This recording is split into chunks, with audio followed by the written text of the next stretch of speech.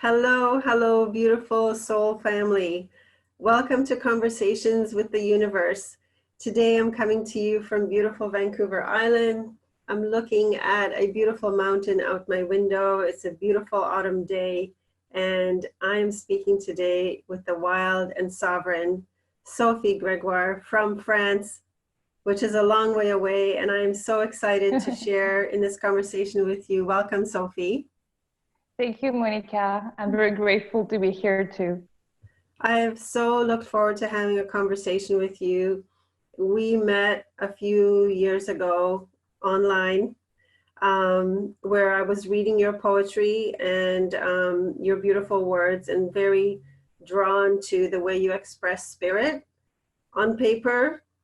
It always comes through so loud and clear for me. And so finally, it's really my pleasure to meet you more face to face and be able to share you with my audience and, the world, the universe. Thank you, Monica. Yeah, it's been a few years. We've been connected, I believe. Myself too, reading your work and the words and books, and same, I believe, for you too. So it's been a interesting journey before we actually could meet face to face. So I'm very grateful too. Thank you. And I have a real soft spot for France. I'm not sure why. Could be a past life, but I do feel a real huge connection. And just as a writer, an author, and an intuitive coach, it's just such a pleasure to meet people from all over the world, and I'm so grateful for the internet. Like, a lot of times people say the internet is bad, but I'm so grateful for the beautiful people I've met through the internet. So if you don't mind, I'm just going to read your beautiful bio. Yeah, please. Yeah. Thank you. Okay, so Sophie is a writer, an author, a channel, and a transformative coach. Her journey into self-discovery has led her to the writer's path at an early age, and I've seen Sophie's work in the Elephant Journal, in Rebel Society, Love Has Won, and Women's Spiritual Poetry for 3 years in a row.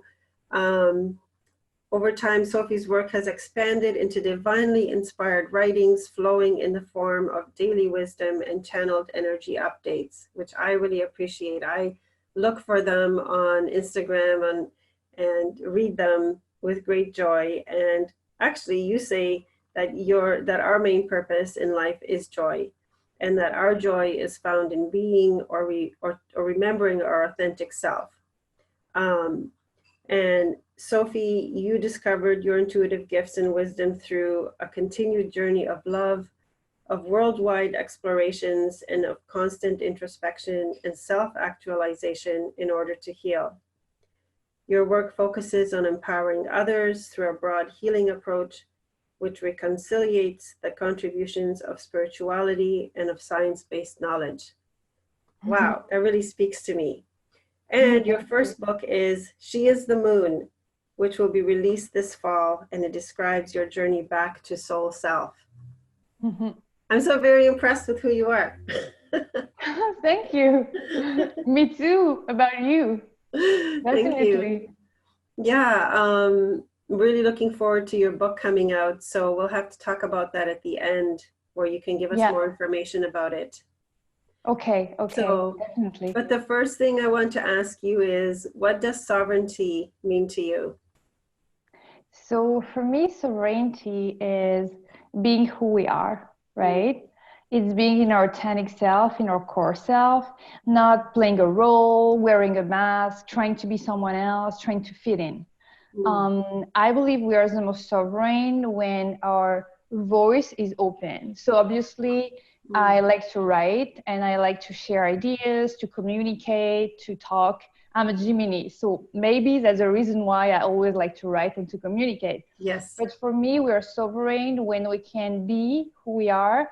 And this goes through the throat chakra, being our authentic self and feeling able to express it.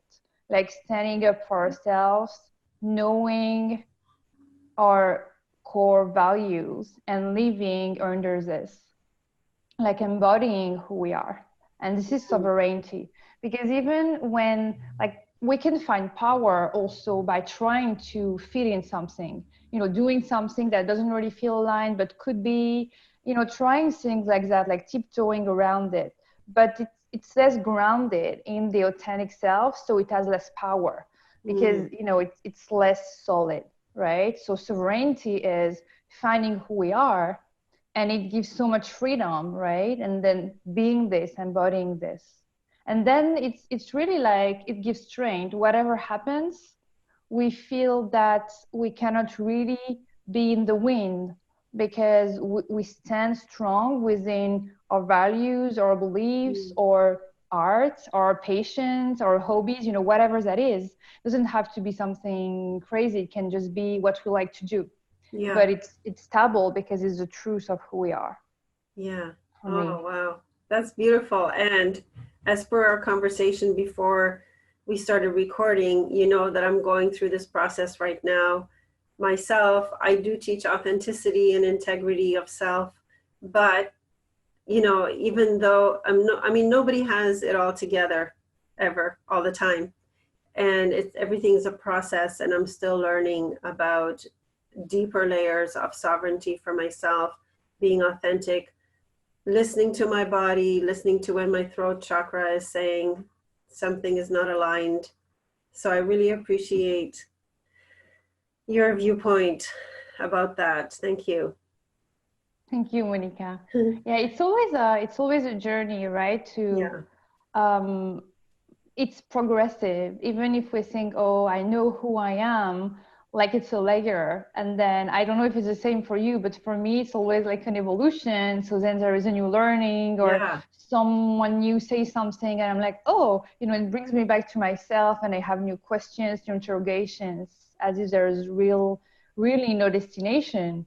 So even the sovereignty, I feel, is like it can be attained, but in a way it's more like a goal or something that we tend towards more than now I'm sovereign, or I feel it's really a journey.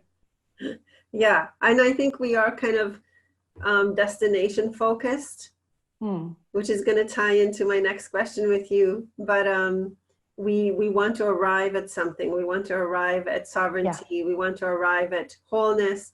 We want to arrive at being healed. And it's always a journey, which brings me back to when I first started reading your work. I noticed that you were traveling a lot. You were always leaving France or coming back to France and then going from and there was new revelations every time you did. And I thought you were so brave, to always go out on the journey. And so you were talking to me before about, well, one thing that you said to me was that the most important person that we meet on a journey is ourselves, which is like, wow, you could unpack that for hours and hours. But maybe if you could speak to me a little bit how traveling, and for you, your own personal story, how it can lead to personal transformation and freedom. Yeah, definitely. So for me, I think traveling has been one of the biggest keys of finding myself, but finding myself always is a process too, same thing. So I'm not saying that I've found myself, but it was like a key, it's been a key tool on the way. So it started because I was in the corporate world and I was having, I would say, a very typical life of a young woman trying to be successful in corporations and things like that. And I felt very trapped. I felt very limited. And I had this idea in me, but it was very confusing, that I had something else to do, that I wanted to write and be more in the emotional realm, less in the mind. I had like big ideas like that, but I didn't know at all what was behind. I wasn't writing anything like now, or it was just, like I was going to work and, oh no, it's not for me. I meant to do something else. And over I was hearing this voice. And I believe I had to break free from it and to put a distance between this situation and this first type of scenario in my life and something else. Yeah. So my travels were initially a way to, I think, break free and maybe run away from this, to leave it behind and go somewhere where I had no landmarks and no real identity in work and in cooperation, even in friendships, like I really had initially. So my first I always traveled. Even when I was a teenager, I was trying every summer to do like a short trip on my own, because the real need in me was to get lost in places I didn't know. So I would feel lost, the visuals, the sceneries, even the smells when it's like very far away, the people, the language, the culture. I love to feel lost because I knew I would find something new about myself. So that's always been an intuition. But so my first big trip that triggered all the rest was in Cambodia in 2014. And I had to work there. So I had friends and, many things happened. And so I really sort of recreated not a new life, but a new part of me there. And so I really saw how being away just gives you this void. Like you arrive, nothing is settled. You can be anyone, you can do anything. And so it gave me the room to unlock, I believe, not new pieces of me, but maybe pieces I didn't know I had, or were repressed, or I couldn't really allow in Paris. It was too different. So then there I could let myself be. So it was a very actually feminine process of, if I go there, I can allow myself to be more, if that makes sense, without any conditioning, what my family is going to think, who I was supposed to become, all the conditioning around, you studied there and you studied that, so you're supposed to become this type of woman, all this cultural conditioning. Yeah, so yeah.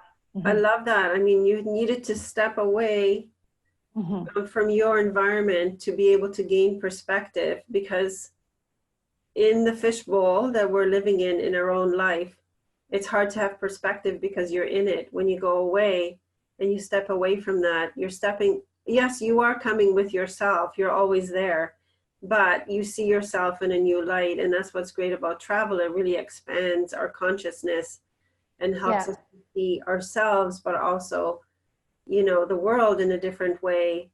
And so it's interesting what you said about it being a more feminine flow to a feminine way of unraveling or of seeing yourself. And so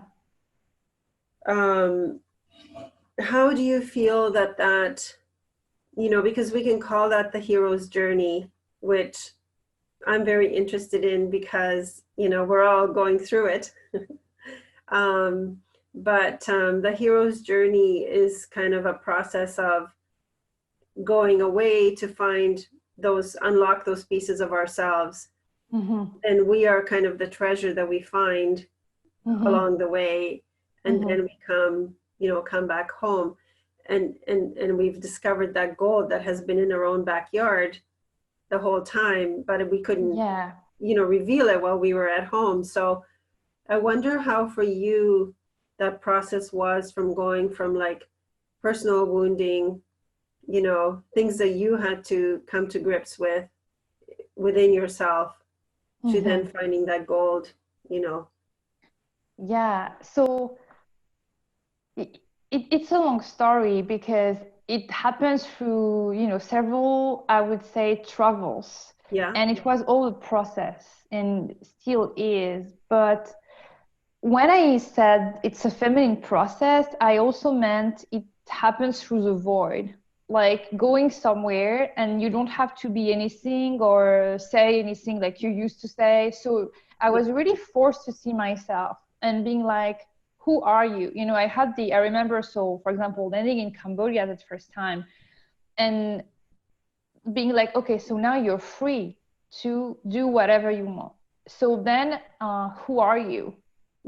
And what type of work do you want to do? And I was just seeing almost day by day or week by week that some of the layers I had in Paris, or the things I was doing in France, were learned through conditioning and cultural expectations. So it was just falling and falling from me, very, I would say, naturally, like organically.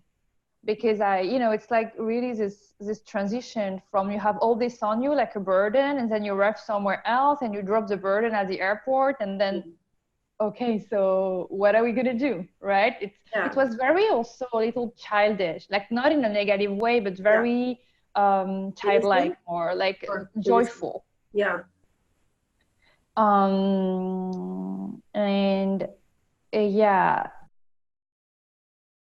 And also what I saw through several encounters were like mirroring of myself, right? Like someone says something and I'm brought back to myself, and how do I see this or this issue and this question, and so maybe I'm interested into this and not into what I thought I was. So what allowed the journey also was a spirit of curiosity and discovery I have very strongly. So I always like to learn and to listen to what's been said and to learn new things. So this curiosity really allowed me to sort of receive several different knowledge and then be like, okay, then I'm going to discard this. This is not really me. It was interesting to hear or to read, but it's not really me.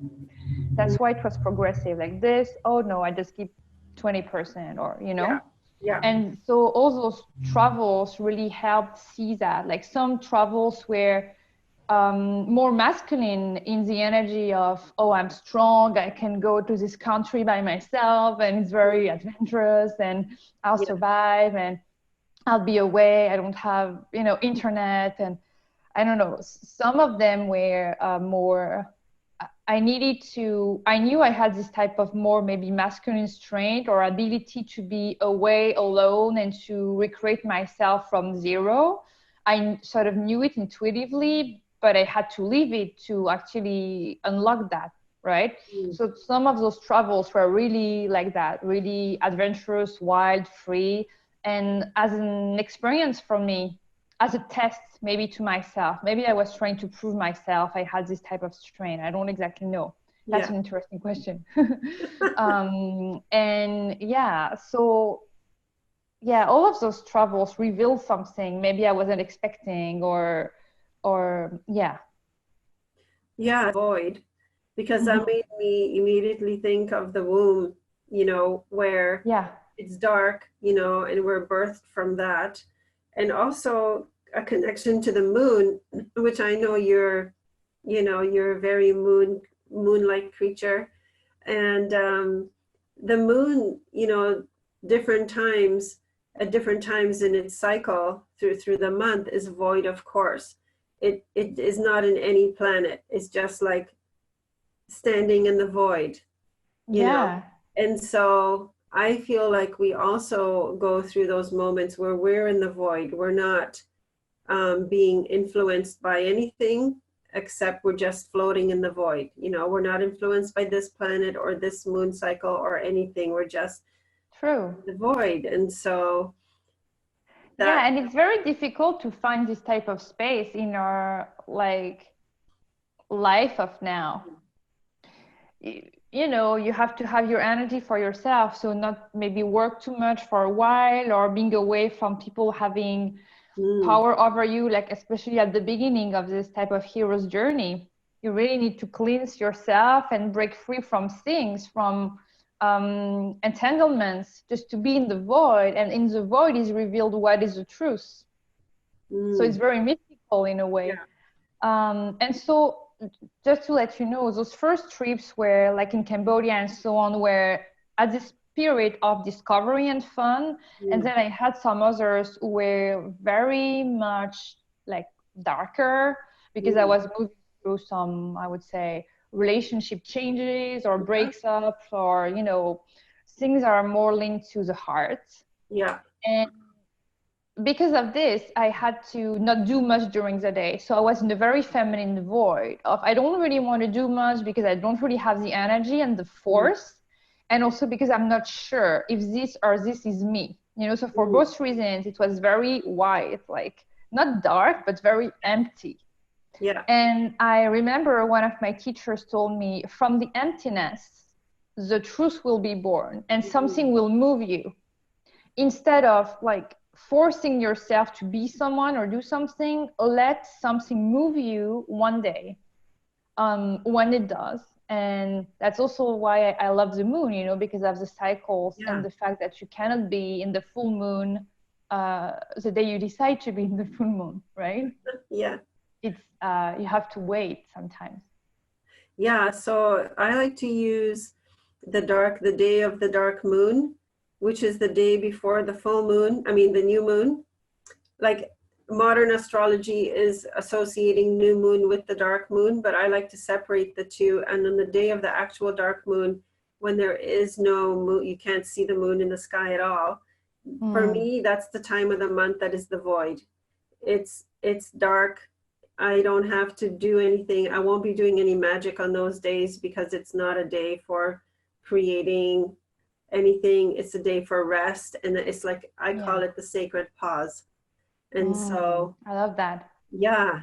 And I thought you might like that because, you know, a lot of things with the moon are centered around activity. Like on the full moon, you know, you're harvesting, and on the new moon, you're planting seeds. And there seems to be always this activity, you know, you're waning, you're waxing. It's always something, you know. But on the dark moon, we can just pause. We can just say, you know, this is nothing is happening. I'm just in my own truth today. So I like to observe the dark moon. Yeah, I really resonate with that. And just like something very linked to it. Most of my travels happen in Asia. Yeah. And the culture is obviously different for many, many reasons, but the pace is different. And I also had to break free from the push that you can feel in cities like Paris or London, where I both live. So of course you can live in Paris and London and not be in the masculine energy that I was in. But when I was there, I was in the masculine corporation, success, all that. So very masculine type of life in some way. So I had to go into countries where sacredness was better received, and the pose during the days and the cycles of nature, you know, when the sun is rising, when the sun is setting, all that, like people are more in harmony with this type of energy. And so you also learn to not always do as if nature and your body and your energy didn't have a cycle. Like everything has a cycle. So it taught me also this type of embracing what's actually happening in the world, in nature, in my body, and not always pushing. Yeah, that's really valuable. Thank you for that. Yeah, I'm a Scorpio, so I do a lot of pushing. I'm rising Scorpio too. Sorry? I'm a rising Scorpio. Yeah. So I understand you. But having said that, I'd like to come back a Scorpio again because even though it's been challenging, it's been a really amazing journey. So how would you say that, like, these travels and the discoveries that you made and being in the void and then finding new perspectives of yourself, how has this brought you, and, you know, and having to work on, you know, whatever wounding you had that you were, you know, processing while you were on your travels, how do you think that this brought you closer to your purpose, or how did your purpose unfold once you were, you know, I'm not saying you're through your travels, because obviously you'll travel again, but, you know, the business bit. So I think the travels, it's something I already said, but created the freedom to allow the healing. It gave the space. I wasn't worried about the same financial things or the same business things. So I had the freedom to, because to heal and to feel what you need to feel, you need time and energy and space. Like this is really what I needed. I needed a sort of very long sacred pose. And even if a lot was happening, I needed a lot of flexibility during the day, which I still do. But really, there was a year that was very hard, and I needed a lot of time around me. And so the travels allowed this, also to be in the flow. Like, oh, I want to go there, I want to see that, to follow the joy of your body, you know, to follow your energy. And it helped me be in my feminine. Oh, let's see this thing, maybe let's take a bus, you know, all this was very felt guided. So it helped me connect more with my intuition and my feminine side because of its flexibility and its flow. So it was really a tool. But then the purpose, the writings and some of the, I would say, sessions or teachings, I don't like this word, but things that I talk about now came more from, so breaking free from this type of job and finding the self and following joy, which is really something I believe in, because your purpose has to feel, for me, even if you have to work for it or, you know, you have to commit to it and devote yourself to it in some way, it feels good on you. It doesn't break your heart. It doesn't feel misaligned. It doesn't feel heavy. It can feel heavy like sometimes, but it's not the core of it. Yeah. Purpose feels inspiring, high vibrational, energetic. It gives you joy to share with others, like a joy we find within that we're happy to share in the world. And so the vibration of purpose, which to me is joy, was found a lot through this freedom. You know, I was somewhere else, I can do whatever I want. Oh, I want to write. So really, it gave the space to do so.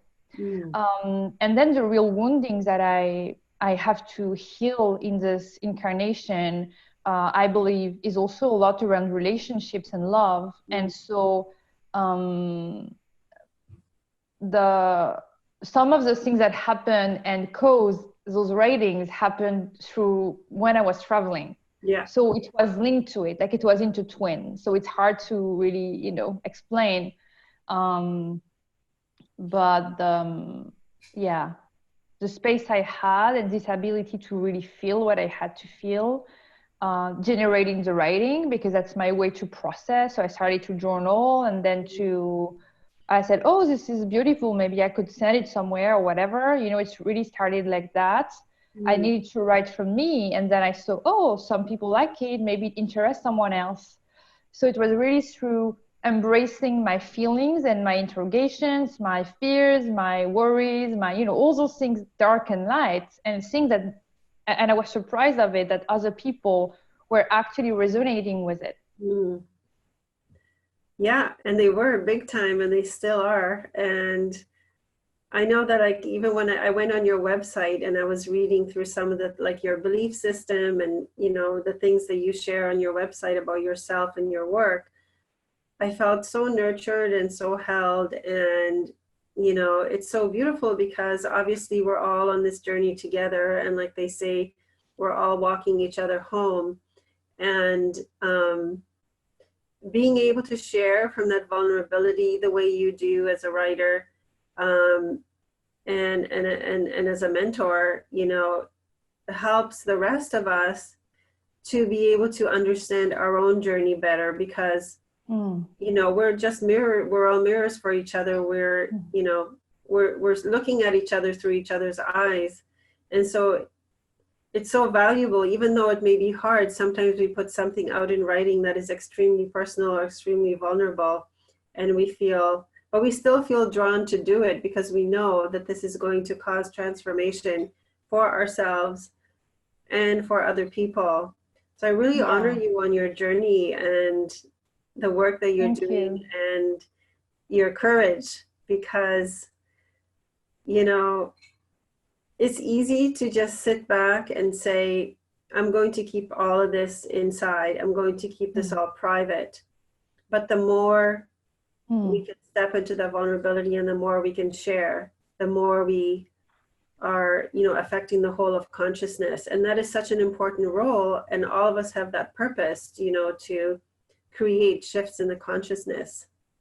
Thank you for saying this. I noticed in time that the most vulnerable pieces, so all around love very often for me, were the most helpful to other people. So especially a few years ago, I remember writing things that I felt were crazy or totally, you know, very tender, very like cracked open. And people were drawn to it which was very surprising to me, because I'm sure we all have this mirroring, not everyone, but many people also have maybe this in them. And so it gave them the space maybe to feel the same or to feel that they were not alone in this journey. So, yeah. I think, giving other people permission to feel and dive a little bit deeper is what happens when we dive deeper as mentors and coaches and writers. So Yeah. Sophie, this has been so amazing, and I'm so grateful for you being on this planet and grateful for your wisdom. Thank you. And how can people reach you? What's your website, and how can people reach you? And I know you said that you could do, you had an offer of 3-card reading. So maybe tell us a little bit of how people can reach you and what you have. Okay. They can find my different services on the website, which is thepriestessalchemy.com.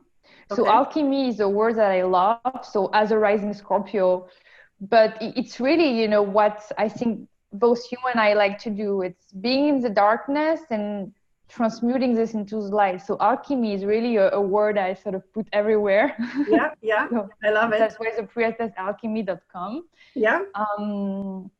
So I offer private sessions Okay. that can be very broad, like I would say guidance sessions, which just unfold from the needs of the person in this now. And it's intuitive guidance, also more grounded knowledge. So it's going to be this, and also offer sessions that are more specific around finding your soul purpose or embracing it, I would say, and upgrading and transforming your love life. So those are the things I do. I also offer natal charts readings. Oh, okay.